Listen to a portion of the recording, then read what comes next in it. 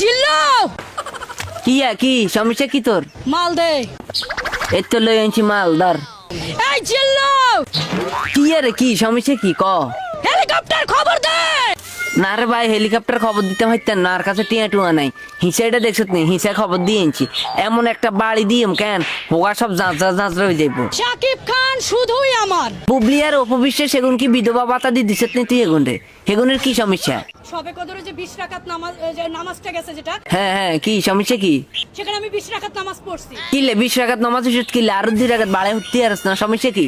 কারণ সেদিন শাকিব খানেরও বার্থডে ছিল, সবে কদরে রাতও পড়ছে। সাকিবের বুঝি সব রাতের বুঝি বার্থডে হয়েছে? সেদিনকে হেদের নমাজ ওড়ি সব যাঁচরা বানা লাইছে কেন? আমার হিরোর বার্থডে, আজকে নামাজও পড়ছি। তোর হিরোর বার্থডে দেয় যে তুই 20 রাকাত নামাজ পড়স, আর তোর সৃষ্টিকর্তার লাই কেন তুই একক তো নামাজ পড়তে মনে কয় না কেন? আজকে হিরোর নামটা আগে নিয়ে আমি মোনাজাত ধরবো। হিরুদেন তোর জীবনটারে জিরু বানা লাইছে, তুই মারানি জি কতি হতি না। হ্যাঁ আজ যেমন বাড়িয়ে বুঝত নি, মানে ফুটকি লাল করিয়ে এলাম শুধু।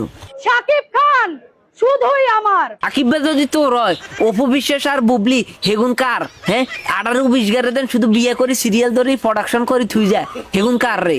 শাকিব খান রে না পাইলে আডি সিরতা বেশিম, বিরহের গান গাইম, মলন বেশিম, তো সাকিব খান রে কেন বলতার নয়? আমি আবাসিক হোটেলে চলে যাইম, পুরা দুনিয়া বরবাদ করিয়ে লইম। সাকিবের জীবনটারে তো বরবাদ বানাইম, ওরা জীবনটারে কেন বরবাদ বানাই ছাড়ি দিম। বরবাদ করে দিতে পারি। বসি না ইগে মানুষের জীবনও বরবাদ করবো, অন্যকে জীবনও বরবাদ করবো, অবশেষে কেন সাকিব খানের জীবন বরবাদ করানোর লাই ইয়ালে উঠে পড়ে লাগছে। সবাই কেন সতর্ক থাকেন এসব নারী জাতির। আর ইউটিউব চ্যানেল কা কেন সাবস্ক্রাইব করে দেন, ইউটিউব চ্যানেল কারে মারা খাবাই দিছে মানছে।